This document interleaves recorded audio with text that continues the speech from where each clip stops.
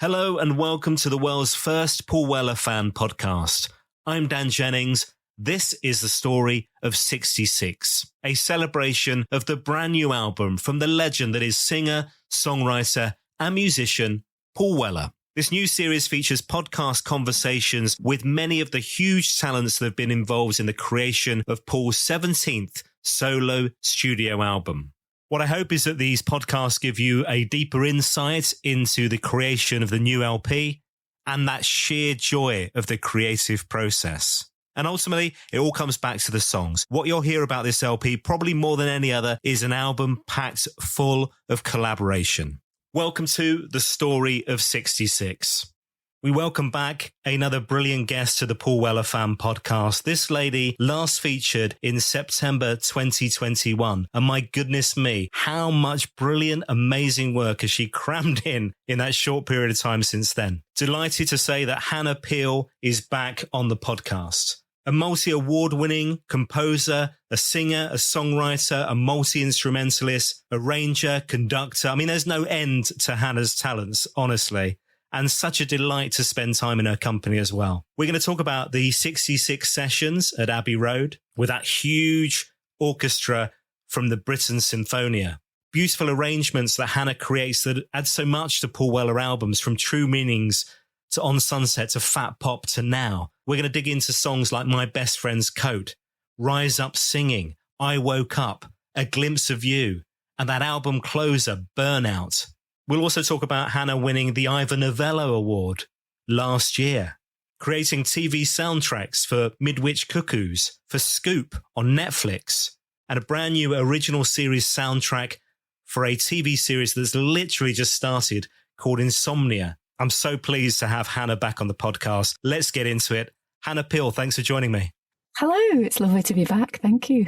We're going to talk about how prolific you are. We're going to talk about 66. We're going to talk about everything going on in your life. But first of all, I need to give you a big thank you, because I don't know if you remember this date, Friday the 16th of May, a night that changed my life forever. No, I don't remember that date. You don't remember that date? What happened? Well, there was a bit of you on stage playing water bowls at one point. Oh, wow. Oh, gosh, you're talking about that gig. Yeah, this was King's Place. I thought you were talking about Weller. Well, it was Weller, because that was the night I met Paul Weller and he agreed to do the final interview, and it was at your gig. Yes. Yeah. Oh, well, do you know what? I am honoured. That is where magic happens, my gigs. It was. I mean, that was a remarkable gig. I mean, so I bumped into Paul beforehand, and he was with Jacko and Tom from his band, and we got chatting. It was like crazy. And then it ended up, like, afterwards, he came up to me after the gig and we were talking about it. What did you think? And how brilliant it was. And then it ended up with him then going, let's do it. Christmas special. So it was all that magic of that evening at King's Place. Yeah, it opened up the doors into many things that night. I'm glad. Well, it was a brilliant gig because it was all kind of, I mean, we should start with that because it was all improvised. It was you and Bei Wang. Am I pronouncing that right? Yes. Yeah. Bei Wang, yeah. Spirit of Edens, the gig was called. And it was just the two of you on stage with all these instruments and improvising, and just that trust between the two of you, just where somebody was going to take it. It was unbelievable. I've never done a gig like that before. That was the first time I've ever gone on stage and gone, I have no idea what is going to happen. And we'd only met once before as well. So that trust wasn't like a long-term thing. It was just a kind of, I respect what she does. She respected what I do. And we just decided to try this thing out. I mean, like, you know, I just had all my synthesizers, a lovely grand piano on stage, which always sounds beautiful. She had her marimba, all her toys, and like even like her rice bowls from the kitchen to like parts of toilet parts and gongs, and even I remember because we did this one thing which was like a synth and timpani play off of each other. Yeah, I was just in fascination, I think, with everybody in the audience of the possibilities of what could happen, and also her playfulness. It was almost like watching a ballerina a mad ballerina on stage.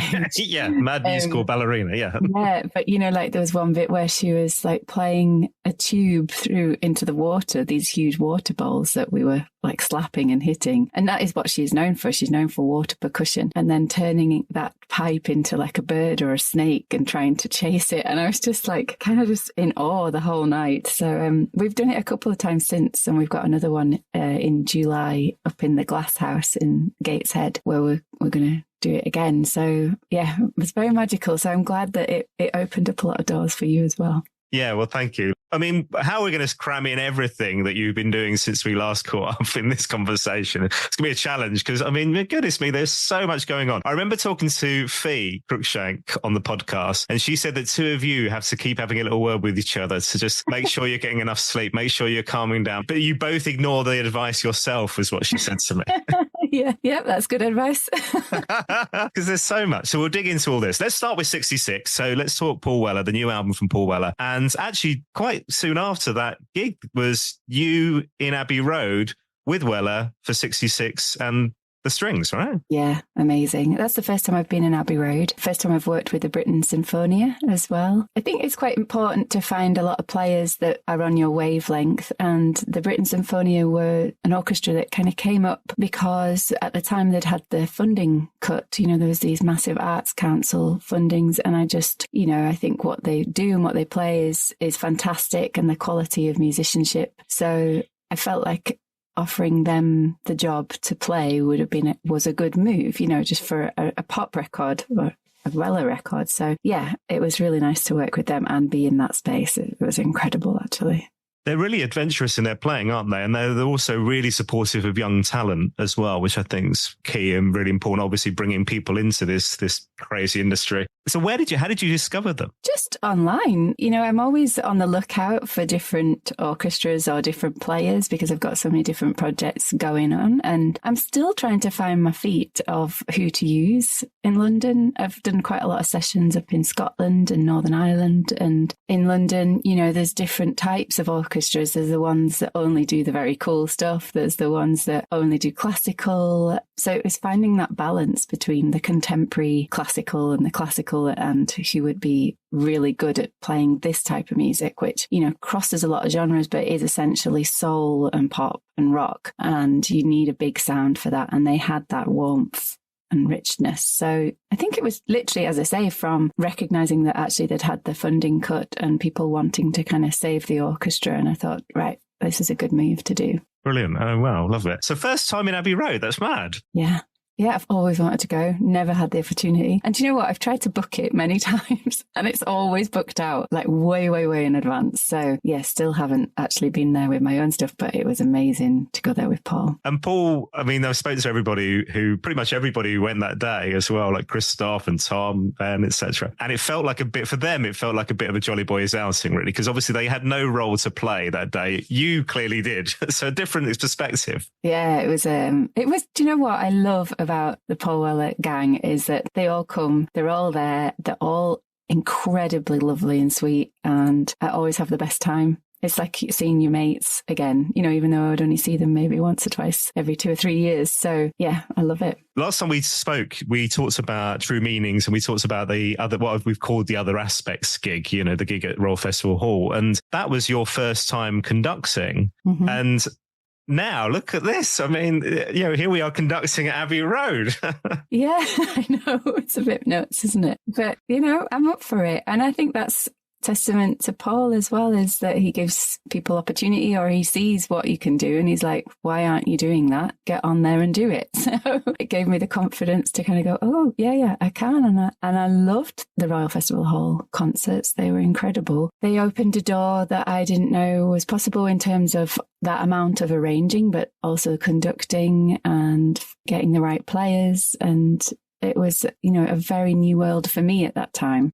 One that I feel like I should have done a long time before, but didn't have the confidence to. So I'm really glad that he pushed me into that zone, and I've been doing it ever since. And that dual role, is that common, the dual role of arranger and what do you call it, orchestrator, conductor? Yeah, I mean, I guess the things that I'm working on now, I would be the arranger or the composer and then get an orchestrator on board. But that's usually because time is so tight and, deadlines and things like that with TV work. But yeah, with albums, I tend to do everything across that. And it's nice when you're recording for albums, you've got a little bit more time. Whereas like, so you do maybe a track an hour, or you might fit a track into 45 minutes or something like that. You only have the musicians for a set amount of time, like say 3 hours or 6 hours, wherever you book them. But yeah, with TV work, you're doing, I don't know, 20 to 25 cues an hour, maybe even more. And you haven't got the time to sit back and go, okay, that works, and be in the room. So yeah, that I really enjoy, like my job is amazing. I feel very lucky that I've been able to mold a career that means I can go and do albums with people I respect and adore, and then go and do other work like film and TV and theatre and have that balance. And I think as long as I retain that kind of, well, I'm going to do this for this bit, you know, for example, I'll conduct for albums, but I won't conduct for TV and film, then I think it's a good balance. Like you have to, like what we were saying about you talking to Fiona Cruikshank and us having to pace ourselves, you sometimes do have to know your limits. You can't do everything, and you've got to know your limits so you can do the best job possible. This is a big team at Abbey Road, as in the orchestra there. What was it, like a 20-piece string section? We got horns, we got there's harp, a cello, all sorts going on. Yeah, it was good to like say, right, this is what we want. I mean, it's always the same when we start off talks about what the tracks need. Sometimes there's like a demo version on there, maybe from a previous iteration of it like years ago, and then sometimes I'm replacing that and adding to it, or, you know, coming up with things and saying, actually, could we have harp over this bit? I think this will work really well. So it's always really exciting because you just don't know what you're going to get. Yeah. And to add the brass in and what type of brass, like we had French horns and trombones. And I think it's really important to move with the music and move with the artist. This one had a particular sound and needs, and so I chose those instruments to suit that. What do you get from Paul then? What does he send you? So he says, okay, we're doing this. I don't know if it was called 66 this time, but go with it. You know, we're doing 66. We're going into Abbey Road Studio Two. What are you getting in advance to work with to arrange? Yeah, sometimes it's demos of, it can be a guitar and vocal, but usually by the time I'm brought on board, he knows exactly what's going to happen and where things are going to take off. And usually when I've been in Black Band, there's been like a board full of all the songs, and a lot of that time it gets cut, you know, like gets cut down, and then tracks will get moved onto other records further down the line or never. But usually by the time I come on, there is a kind of more of a feel of like, we're definitely going with these ones. So there is more production and drums and things that are on it, or it is sparse. So yeah, I get the demo. For this one, I got a letter from Paul at that gig, because he knew I was really busy. So he handed me the letter and was like, here you go, this is what I need. And it was a kind of rough description of the tracks and then what would be great on them, how he was hearing it. And so I just went off from there. But sometimes it can be voice notes sent on text message. Sometimes we can have a FaceTime call where he's in the studio and he'll sing along a part. And usually I like working like that. If he's giving me something, I can give something back. So usually he's on it with melody. I mean, I say usually, I say every time he's on it with melody. He gives me the melody. And, you know, if there is a section where there is no kind of what the stronger point is, he'll say, follow the guitar or follow this, and then I'll do my thing. And then if it isn't working, I'll change it. You know, there was certain things. Well, actually, there wasn't much changes that we did, but there was maybe a little bit in Rise Up Singing where I'd written this kind of 1-2 bar kind of phrase that linked a bridge to a chorus, and it just wasn't working in the studio, and that got cut. So we did something else in the studio because we had the time to do it. But usually that doesn't happen. Normally it's all done and pre-prepared before, but it just didn't seem to work. So that it was too complicated. So things like Burnout, which is a beautiful track. I started that with all the strings, and then after several conversations with him and Charles Rees, that it went down to just the violoncellos and double basses. So we got this real rich low end, and they were able to do those gorgeous big slides at the end of that track. Yeah, well, we'll go through the tracks in question. Charles, I was at Black Barn last Saturday, and Charles went to the cupboard at one point and he put, I don't know if you know he's got this. I might be getting him in trouble. He goes to the cupboard and he brings out this massive book, which was the score. Amazing. like huge thing. And obviously you've written it. But I was like, what is that? And he's like, this is the score. It's the whole, it's like, my God, the amount of work that goes into that. Yeah. Yeah. Incredible. Yeah, it's nice to have. Like, you don't come away from the studio much with a physical thing apart from obviously the album at the end. So having the score does feel really special. I should really get everybody to sign it at some point. I always keep them. In fact, before we start talking about them, I will go and get mine.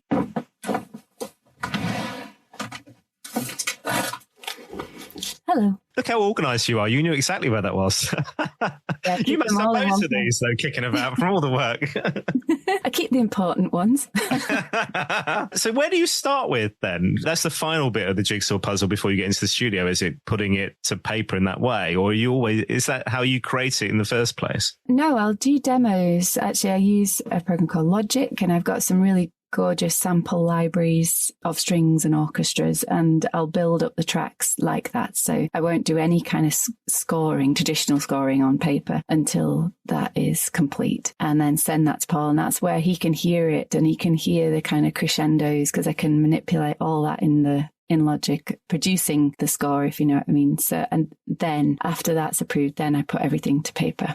That's amazing, isn't it? The technology is aiding you to do, so basically almost share it back to him how it would sound with, I'm going to call them fake strings, if you like, which you'll then replace with the right stuff in the studio. Okay. Yeah, and I think it works well because then I'm playing in the parts. Before, when we did True Meanings, I didn't really have this kind of setup.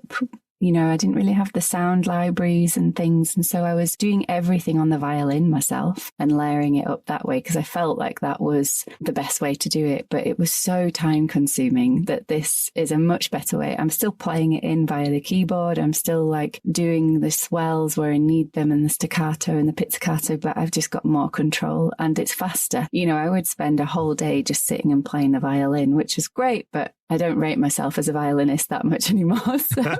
Well, also, you don't have the time for that these days. Goodness me. Well, let's talk about some of these tracks. So My Best Friend's Coat is the first one that we'll hear on the album that features the strings. And Paul talks about Christophe creating this wonderful French Gaelic sense of melody that he has, this sense of chords, this harmony. And the fact that Paul talks to me about the fact that he was thinking about it being like a French lyric that he translated into English. Yeah. But you used what Christophe had put down, basically, and as a kind of blueprint. Yes, definitely. It was already there. So yeah, he'd already done little bits. It's a bit like, actually, there was a track that Andy Crofts had done. It was the same kind of setup. He'd written some of the strings and then I took them and then embellished them and added what was needed. Yeah, and the same with Christophe. I didn't change too much. I just wanted to take what he'd done and add a few things and put it to paper, like, the actual arrangement of the parts, the voicing, should I say, of the parts, rather than it just being a kind of MIDI performance. And what are we hearing on that? Can you talk us through what's there on the orchestra, from the orchestra? Yeah, so we've just got the 5 parts. So we've got the violin 1s, 2s, and we've got the violas, then the cellos, and then the double basses. Nice. And you've got just looking at the score here, you've got all the violins taking those like semiquaver runs into the choruses and those beautiful melodies holding them. And obviously the double basses, when you come to this kind of music, is sometimes they're not needed, because there's already a bass on there. So it's more about using them to kind of pad up that low end and make it as rich as possible with the cellos. So generally they're not taking the bass role. They're just kind of adding to where the swells are or where the bridge or the chorus is coming in. And the orchestra, would they be playing along to the song? Would they have Paul Weller in their ears at the time of recording? Oh, yeah. They've got everything in their ears and they can actually ask for less and more of stuff. So they've got the track if they want less vocal, because usually by this point the track isn't mixed like fully. So they can ask for something to be turned down, like maybe the drums are too loud or something. So they can ask for that. And then obviously there's the click to just keep them all in time so they know where they are. And then so my job really is not necessarily keeping them in time. It's more the energy of keeping the room in time, if that makes sense. We can work to metronomes and we can work to that kind of rigidity, but it's easier if somebody is in front of you giving you the direction to kind of move into something or kind of push something along. And it's fun for me. Rise Up Singing, you mentioned a little while ago. So this was the reversioning of the song that Paul had created for Monks Road Social. Had you heard the original? Do you know what? I hadn't. And somebody wrote to me online and I didn't realise it was Dr. Robert, but just said to say, thank you for everything on it. And I was like, I'm really sorry. It's an amazing track, but I've not actually heard the original. So, well, not that I remember. And that's generally how I work, would be just to take the impulse from what I'm hearing in the very first instance. And that goes across the board. Like for anything, I will usually not hear things early in order to think about them. Usually it's my gut reaction. And then I take a note of what my perspective is at that point. So yeah, I didn't hear the original. So you don't get to live with these things for very long, which is, I guess, a plus in the sense that you're not having to kind of mull over this for a long period of time. It's quite reactive, the way of working, I guess, in a way.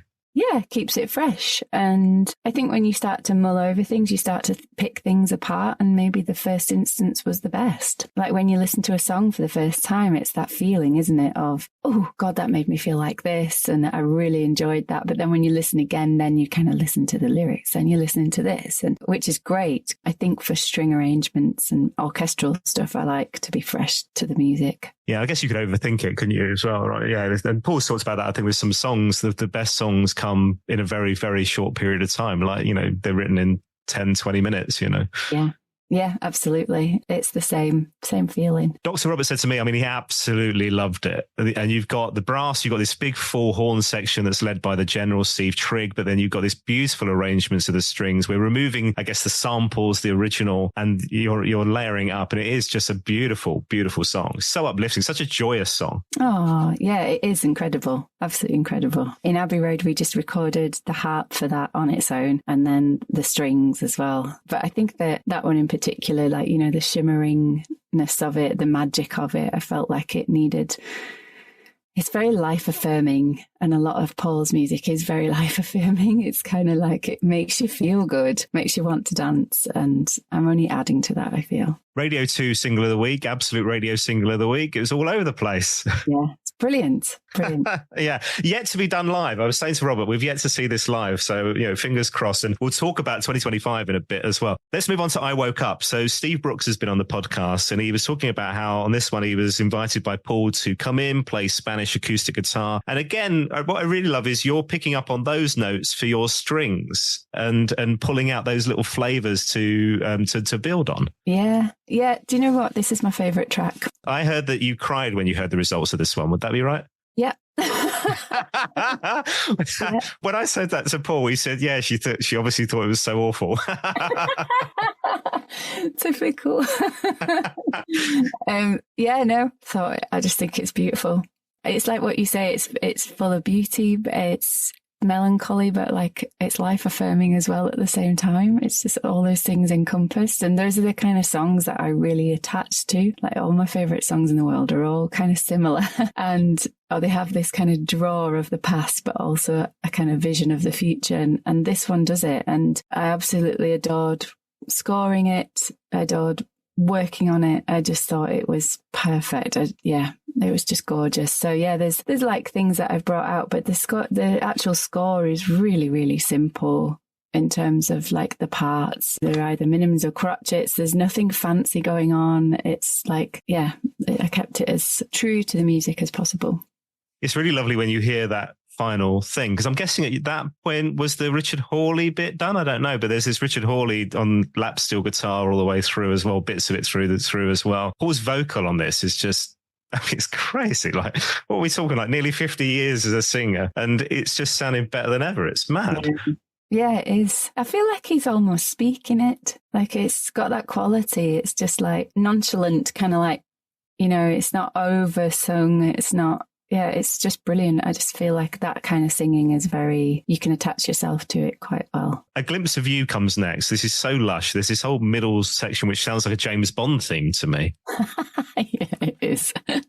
Yeah. Do you know what? Sometimes you just got to go for it. I think it's the horns that come in and the trombones. They're just always going to give a bit of bond, aren't they? No matter what. It's so big. It's such a big tune. It's really great. And again, this was Christoph was involved in this originally. So I think he'd maybe again put some things down with his special synths and stuff that you then kind of build on. But yeah, really great listen, this one. This is my current, I mean, I've lived with the album for quite a while. This is my current favourite song on the album, I have to say. Really? Yeah, it's great. Does it move really around? Which one? Yeah, totally, yeah. Yeah, there was 3 horn players, French horns, and then 2 trombones. And then the trombones were more bass trombones, so a bit more richness under the 3 horns. And that's doubled with the strings. So violin 1, violin 2, viola and cello. There was no double bass on this because they didn't really need it with everything else going on. And a lot of it is just big chords, like they move and they take you into different places. Like, you know, again, always seem to come down for the verses because you need to let the lyrics really shine in those sort of places. The bridges into the chorus, in a way, always the kind of preempt of what is going to happen. But then, interestingly, in this tune, usually I'll come in a chorus, so that will be the usual thing. In this one, I'm not really coming in the chorus. And at first, when we first started working on this, I was like, which is the chorus? Because I feel like I want to come in here. Mm-hmm. And actually those are the instrumental parts that you're hearing, like traditionally what you call the instrumental, whereas actually the chorus 1, chorus 2, there's not much. And then you get the kind of the strings doing the do do do do do do do do do do, that kind of suspended thing that then comes in and stays until the very end, which I love. I think it's really nice. So at Abbey Road, I've seen pictures. So Paul and Charles were in a little room behind glass. You're conducting. So you, obviously you can't play these, you know, as yet we can't clone you, Hannah. I'm sure the people are probably looking into this. But you can't be in both places. So you're conducting. So you're not hearing the mix at that moment in time and Charles and Paul, watching Charles and Paul kind of grooving on what they're hearing as well, are you? I'm missing all that. Yeah. But, you know, then I'm in the room with the musicians and it's live and it's incredible. So yeah, I always keep one headphone on for the track and one headphone off, one ear off, just so I can hear the room, pick up if there's any kind of, you know, because we're as human beings, there's going to be noises in terms of like maybe something gets dropped or moved or a page gets turned and it's too loud. So I'm always double checking those kind of finite details, as well as, because up in that room, they've probably got it pretty loud with the music. So it's a good balance. And I trust them explicitly to know if something is working or not. Let's talk Burnout. So this is the album closer, and we start with the orchestra tuning up at Abbey Road, which I really like. And Paul talks about the fact this song was almost like an end of era. And actually we discussed possibly end of days as well, because it has got that kind of melancholy bleakness, lockdown feel of it. I think this is one of your best arrangements for Paul. It's just, I mean, to the point that this is true. To the point that I had crappy speakers in here when I got the album first time around. I was like, okay, I need to get new speakers just for this track. So I've got new speakers for this. This is, I mean, this is so great. Honestly, brilliant. It's funny. What is it about it that makes it the best arrangement? Like, I don't know. It's just that whole section at the end. Yeah. It just builds and builds and builds. It's almost like it leaves you breathless. Yeah, it has got that feeling. Yeah, this is one that the one I started where I'd written everything with the violins as well. And actually it was Charles that came back and was like, you've got to take off the violins. I just want the low end of things. And I was like, are you sure? Because we've got these amazing runs and, you know, it'll really pick them up. And he was like, nope. No, I've got to take the violins off. And I'm really glad that was the decision because, you know, there is, again, the 3 French horns on this and the 2 trombones. And then you've got all the low strings of viola, cello and double basses. And the basses are kind of holding it all together while like the violas and the cellos are doing those magnificent kind of triplet runs that go all the way up. But you know what? I think I feel like this is a very Bowie-esque type song. I felt like the end, even though, you know, that was my kind of addition to the track, I feel like it was a kind of lift-off moment. Yeah, maybe it is the kind of end of days, but those runs just kind of take you to, and then they take you back down, and they take you up, and you're kind of breathing along with it, and then they take you back down. And I just think that's really exciting. And then you've got the power of the brass underneath, kind of just the horns just blowing out these long notes. And yeah, it kind of works. So I'm glad that's your favourite. You're right. It's a bit Ender Bowie's Black Star type feel to it, isn't it? It's like, which is, I hadn't thought about that, but you could hear him singing it, actually, thinking about it as well. It's the other thing I like, as you were talking it through them, like the low notes, that's not the norm that you would hear on like a pop song, if you like. No. I always love this about a Paul Weller album. You're discovering so much. I mean, if you think about the album opener, Ship of Fools, it couldn't be any more different to Burnout, could it? With this journey of 12 tracks over an album, it's remarkable. Yeah, they're so different. But that's what I love about him. That's how I love music. I love listening to different types of music and genres and going different places. And all his albums seem to do that. And it's really beautiful that they do that. He seems to just kind of go, right, that's the next thing. And it all fits and it all works together. I think it's good. But yeah, you're right. There's in a lot of pop music, for example, there is never the low end, which is my favorite because you can't hear it. There's too much like drums and sub bass and everything else going on. Whereas actually this track does allow that to shine, and the way it's been mixed is really beautifully done. We got a little taster of this in the TV show Without Sin with Johnny Harris and Vicky McClure. We'll talk about Vicky McClure more in a second, this ITV drama. Did you see that on the telly? Were you aware that they used a little bit of it in that TV show? No, I was not. I was not aware of its history at all. Yeah, we got a little sneak preview. Like, I can't remember, this might have been like 18 months ago, maybe. The other thing I love about this song is where we just lose all the instruments at the end. That's just really clever. Did that come from you? Was that a conversation with Paul and Charles in terms of the final mix, or was that always the plan? I think that was just a natural thing. Yeah, maybe that came from me. I'm not too sure. I don't remember, but it just felt like that was the natural ending. And actually looking at the score now and reminding myself, it does go down to like piano. It is very, very, very soft at the very end. It's beautiful. Well, look, it's a cracking album as always. Does it still, it must still feel great when it comes out in the world, and there's a credit there, Hannah Peel on the beautiful vinyl. Yeah, it is really special. I treasure those things a lot because I don't get asked to do many string and brass arrangements, and that's not, it's just because I don't go out and look for it, but it always feels really special to be doing Paul's records. And also Dot Allison, I do her. Yeah, those are great. Yeah. Oh. And that was another one that came through Paul. Like, he recommended me and she said, okay. And then we met and we've become really amazing friends as well. So I've done her last 2 records with Fiona Cruikshank also. And also, we talked about Declan O'Rourke last time round, the Steve Pilgrim LP as well. So these lovely connections coming from Paul. Here's one thing I'm going to put out there, right? So Paul was on BBC Radio London the other day talking to Robert Elms, and Robert was talking about how much he loved the other aspects, the Royal Festival Hall shows. And Paul was saying like how much he loved them as well. And then dropped this lovely little bomb in there about how he may do something similar next year and he wants to maybe take it to Europe, and he loved it because it was so special. So what do you know, Hannah? Are you involved? I don't know anything. I know nothing. I know I'll get a call at some point. It'll be like, all right, what's this? Can you do this? And I'll be like, okay, yeah. Well, he needs to book you miles in advance. Come on, Paul, because you're so busy. We'll talk about this. So let's talk about where we left off actually last time round was this preview you dropped in the little news about Power Orchestra and the Unfolding. And you'd worked with them on Fat Pop and on Sunset. And this became a #1 classical album. Yeah. Yeah, it's nuts, isn't it? I couldn't believe it was up there with Philip Glass and Max Richter. And yeah, it was brilliant that it got there. And it stayed there for a few weeks and then came back down. But yeah, it was amazing for them because it was their first album. They do a lot of classical music, and it was just fantastic that it was recognised in that way. I talked with Max Beasley on the podcast about what was then this upcoming TV show, Midwich Cuckoos. And the great thing was when it then came out, we got this fabulous music, original score, Hannah Peel. And I love this little Weller connection with Max. Actually, you've met Max because Max came to the Abbey Road sessions. Yeah, it was great to actually meet him in person. Did you talk about Midwich Cuckoos? Did that come up? Yeah, we did. Yeah, because obviously that's our connection. And again, like, it's one of those things where he's working on it at one period in the year and then I'm working it at the second period. So you never quite cross paths. But, I've spent hours and hours and hours looking at him.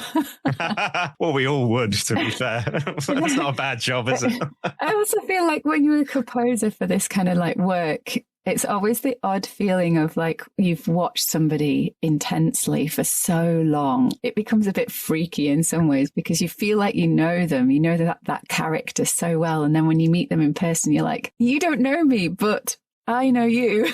Yeah, but also I don't know you, but I know the character you were playing. So Max is a copper. Yeah, so it's brilliant to meet him, and because when I first started working the show, I never knew his connection to Paul or his music or anything. So that was a real surprise. So it was brilliant to actually meet him on the day. Well, the great thing about this is, so this is the Sky show Midwich Cuckoos, which starred Max, starred Keeley Hawes, and you created the soundtrack for it, which also become of this beautiful yellow vinyl, which I've got here. This here is just lovely. And this goes on to become, I mean, you win an Ivor Novello Award for Best TV Soundtrack, but the thing that, was it the first female composer to win an Ivor Novello Award for Best TV Soundtrack in 67 years? Yeah. The first ever, yeah. I didn't know that when I won it. It wasn't until after that somebody wrote to me and said, you do know that you're the only female composer to win this. And I was like, that's insane. Like, that is bonkers, isn't it? Yeah, and it weirdly, like, you would have thought a lot of people would have picked up on that or something, but it was pretty silent. And I didn't post about it until about 5 months after, because I was like, I'll just see if anybody notices, but nobody did. So I don't know. Is that bit primarily because it was such a male thing, creating TV soundtracks and film scores and stuff like that? Was it a very male thing for donkey's years? Yeah, and it still is.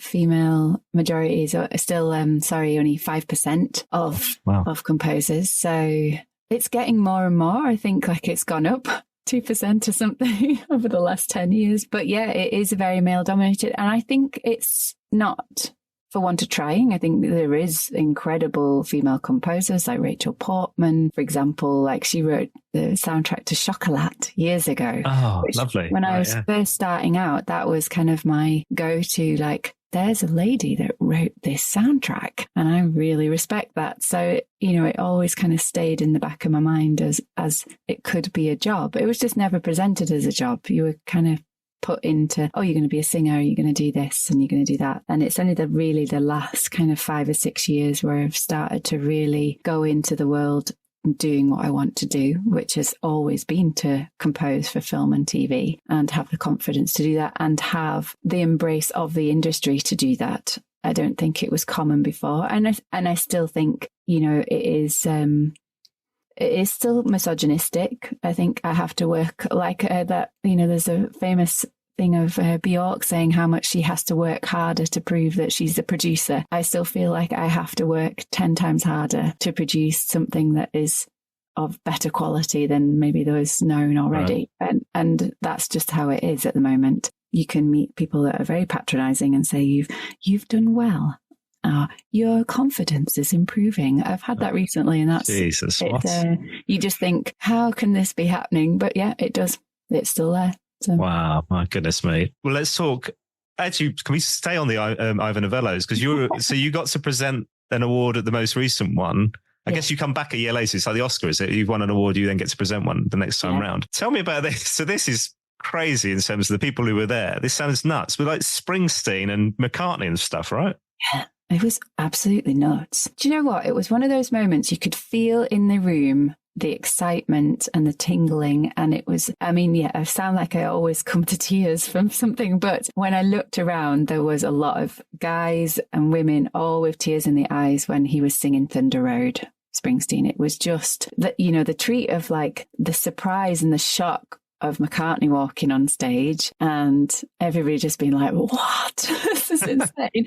And then Springsteen, I didn't even expect him to get his guitar out. I don't know why. I just thought, he'll just come on and he'll say thank you and that'll be the end. And then he went and picked up the acoustic guitar. And what made it incredibly special was that he'd had a gig in Sunderland the night before, and it was horrific rain and storms, and the gig had gone ahead and everybody had stood there in the wild weather. And then he'd taken the journey back down south so he could be there for the Ivors, and he'd like almost lost his voice. So when he was singing, there was parts of the song where it just broke, and it was that feeling again of like seeing somebody and witnessing somebody on stage that has a whole history, but also that sense of mortality was really present, like the fragility of his voice, the fragility of the fact that he's a lot older. It was just beautiful. And he ended it with his kind of high singing over the end of the guitar. And it was just something else. It was just so special. I feel like you could never go anywhere else and see him perform in a room with, 1,000 people. It's always going to be stadiums, isn't it? So everybody just was like, I don't know if I want to go to the party. I kind of just want to go home and savor this very special moment. Wow, that is amazing. Let's talk back in April. So this is Scoop I'm going to talk about now. And working with Anne Nicotine, who does so much great stuff. The recent One Day series on Netflix. She's an Emmy and 2-time Ivor Novello nominated composer. Absolutely brilliant. And you met at the Ivor Novellos, right? Yeah, for the first time on stage. Oh, right. Not the after show or anything like that. Oh, how funny. She presented you with the award, I think. Is that right? She did, yeah. And we came off stage and because when they come on stage and they're doing the announcements and stuff and they play, it's really bizarre. They play the music for the nominees and it comes up on the screen. And I was like, oh, there's Anne. I love her music. That's really cool. And then they played this piece of music from Midwich Cuckoos. It was just like this drone.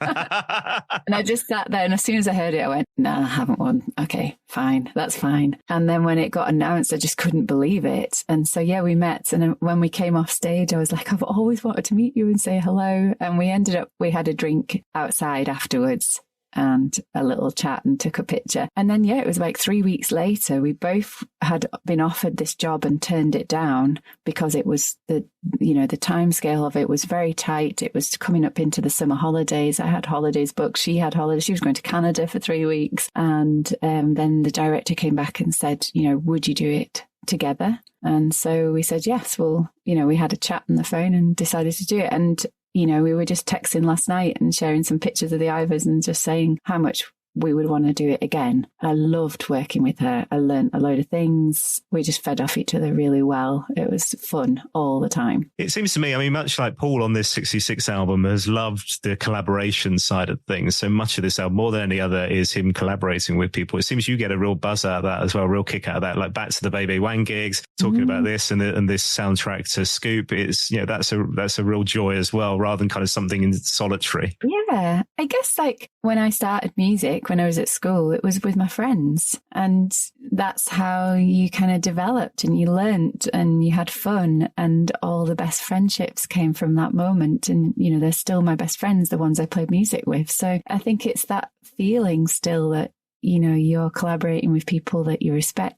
And it's a bigger sum of your parts as well. It brings something special that you may not have thought of. And also like this kind of like, you can almost relax because somebody else is going, yeah, I like that. Whereas when you're on your own, the solitary experience is hard. Like you don't have anyone to feed off. And you got that monkey on your shoulder telling you something's maybe not good or whatever as well. That kind of self-doubt maybe creeps in, right? Yeah, and that's inevitable. It does happen unless you've got a huge ego. Yeah. But yeah, for me, it's definitely like I enjoy collaborating. I think it's the most fun part. And it brings me back to when I first started, which was at school. And that was all it was. It wasn't a job. It was just fun. Yeah, and to feel that thing again in any of our careers is wonderful, isn't it? So we should say, Scoop was the film about the Prince Andrew interview. What I really loved was off the back of that, you then got an invitation to Buckingham Palace for this huge big celebration of the creative arts, which, am I right in thinking you thought this was just like a spam invite? Yeah, I did. I looked at it for about an hour and then I was like, my invite came from the British Council. So I wrote to someone at the British Council and said, could you just check if this is real? Because I don't believe it. Like, I feel like it's just somebody that's just messing about and wanting me to fill in my details because you have to put in your security details of like your address and all this. And I was like, I'm not prepared to do that. So they wrote back and said, no, you've been nominated to go. Your work, your composition work and Radio 3 as well as we thought would be a great thing for you to do. So I said, amazing. Yeah, I thought this was total spam. I thought that it was the palace checking up on me or something like that. I saw these pictures of these and it was people from all over the creative industry, like radio. You had podcasters. Podcasters there. Come on, what's going on? People in music, all sorts. This wonderful, wonderful celebration of the arts. And it seemed like there's kind of that side of it where the royals were celebrating it, but actually it's kind of broken in this country where from a government point of view, like you mentioned earlier on, so much of the funding's been cut. Yeah. Even as audience members, maybe listeners these days, I don't know, a lot of our music that we consume is free. We don't seem to value it as much as it's a real worrying time for people who are in the industry, isn't it? Absolutely. Yeah. And, somebody left me a comment on that post saying, oh, it's really sad that you've gone to the palace, working class is suffering and music and stuff. And I didn't reply to it because I thought, well, firstly, you don't know me because I come from a very working class background where I had free brass lessons. I'm an advocate for funding and making sure that kids have music. And it's insane that you can go to a palace and celebrate this. However, what was really good was I was with people that were with charities that are doing culture, City of Cultures, that are really working in the grassroots of the industry. And it was a chance more than anything, yes, to meet a royal if you got the chance, but to network. It really was just like get dressed, do something that is not in your ordinary day and celebrate that you're actually working in a community that needs other people always. And, that the fact that the music industry itself brings in something like 125 billion a year to the economy is something that we should be celebrating and not cutting, and the benefits of when you're growing up and you're learning music is all to do with communication skills. It's just the most amazing thing of growing up. You just have so many different aspects to it that help you. So I think language, for example, even it's just across the board. Like we listen to songs, across the world and we can understand or we can feel something that somebody else is feeling. It's such a powerful thing, music, isn't it? But I hate that about social media. The thing about social media I always think is if you wouldn't say it to somebody's face, don't say it on social media. But it's this thing where people just come in, drop a bomb, clear off, and it's like, what's the matter with you, honestly? Yep. Absolutely. I don't agree with it. At times, I think it's a waste of space, but also it's really good for like saying, I've got this out and this is happening. And, Paul's got a record out and it's a great way to celebrate that. And I tend to just, if somebody is having a go or saying something, I tend to just ignore it. I've learnt to ignore it, should I say. I think in the beginning, I would have answered back to a few things and getting a battle of words. Yeah, exactly. I'm in that space quite often. Yeah. Before we go, we should talk. So live this week, we are bang up today. I mentioned Vicky McClure earlier on. The original series soundtrack to Insomnia is now out in the world, which you've created. This is, I'm not sure if I'm a fan of this yet, Hannah. Can I tell you why?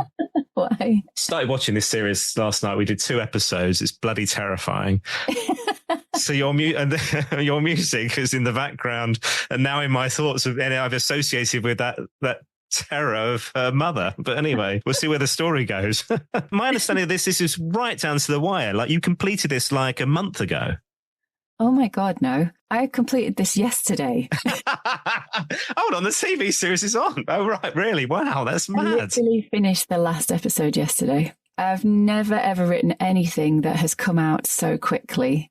Like from my brain to something that has been broadcast. Normally there's like 6 months or 5 or 6, a year sometimes, but this is like literally like weeks, not even weeks. It's just, it's nuts. When did you first get the brief of working on this show then? I started talking about this in the summer with the director Borka because he'd worked on Midwich Cuckoos and he'd done the final 2 episodes on that. And then he'd been given the opportunity to do this whole series, so direct all of it, which doesn't usually happen. Normally you get different directors for 2 episodes and then another one. And you can see why they do that because the deadlines are so tight. You'd be so consumed with something and you'd not have time to look at episode 6 while you're working on episode 1. It's a big, big task. Anyway, I really respect him and his musical choices. He's more of the camp that wants to cut things out, whereas a lot of TV, a lot of the notes you get are like more, more, more. He's of the camp of like, yes, can I have less? Can I have less? And in a way, I love that because it says that there is more going on when you do that. It's like this weird psychological thing, like 1 or 2 lines of music can have as much impact as 10. So yeah, I couldn't wait to work with him. So I started kind of putting ideas together in November 2023. So it's been quite a long stint actually, but it's been quite a fast turnaround. Like it started in January where it was kind of, but I didn't really get the locked picture, which is where it's finished editing until kind of February, March. So then, 6 episodes in that amount of time is insane, especially episode 6, which is the one I've just finished. It's, 45 minutes of music in a kind of 46-minute show. And you're writing that in a week and then getting notes back and then you're doing the arrangements and then you're going to record. So within 2 weeks, you have done 45 minutes of music. It is insane. That really is. Wow. But it's kind of it's become a thing of TV where that's what happens. So more and more, I've found that I'm working with a team of people rather than just being on my own. Whereas in the beginning, I would have done everything, scored it all. I would have gone to the recordings. I would have done all the prep of all the files to get mixed.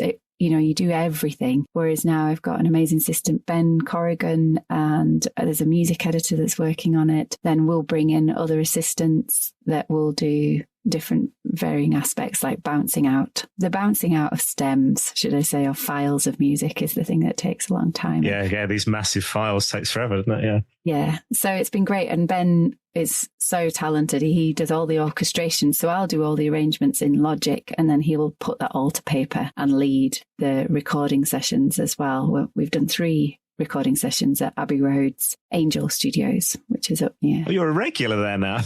Yeah, not at the original Abbey Road though, but yeah. It's got a door pass, yeah. Yeah, it's a really fantastic place actually. I texted Paul and said that I'd had a really great time recording there, and I'd been working with this orchestra and a lady called Bridget who's fantastic at putting players together. And I said, look, I think I've found, whenever we do the next show or when we do the next kind of album, I've found the players that we should use, because you can ask them to do anything and they do it, and it's amazing. And he wrote back and was like, oh, yeah, I've been to that studio years ago where Robert Kirby did all the strings. And I was like, what? Oh, wow. That was so, for him, it was heliocentric. But you're a massive fan of Robert, aren't you? Yeah, I couldn't believe it. So this is all the Nick Drake stuff and all that, right? Oh, wow. Gosh. Yeah. So he's already been there and done it. So, yeah. So I think maybe we'll go back there for a small string session or something. It's a great space. The thing I love about you talking about where you are now in your life, creating these scores, TV, you mentioned film and stuff, where you wanted to get to. I can see how animated you are and how much you're loving it, albeit these deadlines are crazy. But the things for us as a Hannah Peel fan, Hannah, I'm going to say this right now. I love you singing. I love, I remember seeing you supporting earlier in the carnival. God, would have been... Wow. Now, like 15 years ago, maybe something like that. Gosh, over in Camden somewhere. I love a Hannah Peel sung LP. I love the Awake album. I saw this yesterday as well, that you're going to be singing again on a new film score. This was a Nick Moore film, Michael Price score, film called This Time Next Year, which comes out, where are we, next week, I think? Yeah. So singing again. Uh-huh. Joyous. Talk to me about this. And final question on that as well is there more to come from you in terms of what's next that isn't, or is film scores your life now? TV's film scores your life now? No, I mean, I've always wanted to do film and TV. When I write music, it's very visual. Like I imagine a lot of things. So I'll definitely be doing more. I've got a film that I need to do over this summer that's really exciting, all about the underworld of Earth, a kind of poetic documentary, I would say, but it really, really cool. So I can't wait to start that. But yeah, there's maybe some vocals on somebody else's track that's come up. Weirdly, I don't know why I don't do the singing thing. I think it's because I find lyrics so hard. And so I've just gravitated towards instrumental stuff. And interestingly, even with the Insomnia soundtrack, the producer Charlotte on that was like, we really want your voice. We want you to sing something. And I was just like, no. And anyway, eventually I did a song. Actually, it's called Will the Circle Be Unbroken, because the whole of the series has this amazing loop to it that is just really, it's dark, but it has the bad blood is already getting in my brain. Yeah. But it all has a reason, and it's just incredible how the story unfolds. We'd done this song. Everyone was like, wow, we love it. And then it just got cut. The whole thing got cut. Yeah, it just wasn't working. I didn't feel, but it's a kind of old hymn, and it's been covered by a lot of country singers, like Johnny Cash has done a great version of it. And it's a great track, but it just didn't fit with the series. It just kind of came out of nowhere. So, and it just didn't work lyrically or anything like that. So yeah, that got cut. But I don't know. There is my manager, Steve, has been wanting me to do an album of music box covers for a very long time. And the TV show that came out, The Last of Us, had a music box on there that was one that I'd done that was of course, it's a cover. Anybody can do a cover of what they want and they can do it on a music box. But I literally watched it and went, oh my God, that's what I've done. So he was like, you need to do an album and you need to do it now. And that was 1.5 years ago. But Steve's very persuasive. He is. At some point, I've got a really beautiful idea of how I can make this album of music box covers and really hark back to my childhood in the 90s as well. And yeah, it's just getting round to punching all those holes and making it is just a tough one to do. But I'd love to see where that one goes. I've got lots of ideas that maybe I could work with a producer on it that actually could bring things to it, like maybe Brian Eno or Rick Rubin, or somebody could take it and just mess with it. Or maybe, I love Mali music. Maybe I could get a kora instrument, an African. Oh, yeah. Wow. Yeah. Malian kora player on there to play along with it, because the music box and it are very similar tonally. And that would be great. And maybe some strings. Anyway, I don't know. It'll happen. I love the fact there's so much going on, all these things, the world of possibility, who knows what the future's going to hold. But I tell you what, it's always great watching where you're going next and where you're taking us on this journey of your career, whether it's with Paul or not, it's fabulous. And I should also say before we go, Night Tracks, I know is, the Radio 3 show, 10 o'clock is just brilliant as well. And I know you're one of the kind of rotating presenters on that. It's just such a brilliant listen, that. Yeah, I love that show. It's really good. I find so much musical influences from that, in terms of because people send music all the time. Oh, really? Right. I get in my inbox 5 or 6 albums a day, and it's sometimes really tough to keep on top of it with everything else. But, when we're doing the shows and I'm doing the scripts and reading it out and stuff, and I'm like, that's really cool. That's really interesting. We'll have electronics with a viola da gamba, which is an ancient kind of cello, or you'll have Baroque singers, and then we'll go to this ambient Japanese artist. So yeah, it's just an amazing show. And because we're doing our own prom finally, which is really amazing, in July at the I've not seen this advertised. Wow, cool, amazing. I've just not put it online yet. But we're doing our own prom, and lots of different people are coming to play. Hanya Rani, who's an amazing pianist, actually a favourite of Paul's. He's sent me a couple of her things where she's playing different pianos at different times, and she's performing. Bebe's performing, actually.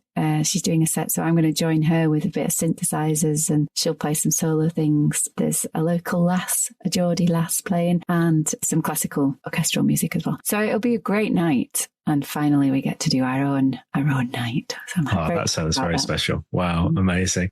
As you're saying that, so I read an interview with Paul recently where he was talking about the fact that there's so much music in the world, it just makes his brain want to explode. I don't know if you saw this interview, where the fact and the realization that he can't ever listen to all of it because there's just too much, and he has to go in the garden and kind of just shout at the moon or something. It feels a bit like that with yourself as well. There's just so many. Was it the film Sliding Doors? And there's this idea of the kind of multiverse. I feel like every decision that you make takes you off in a different direction. It's a brilliant thing, but it must be so difficult to decide where you're going to go next. Yeah, there is a plan, Dan. There is always a plan. I think it's always about story.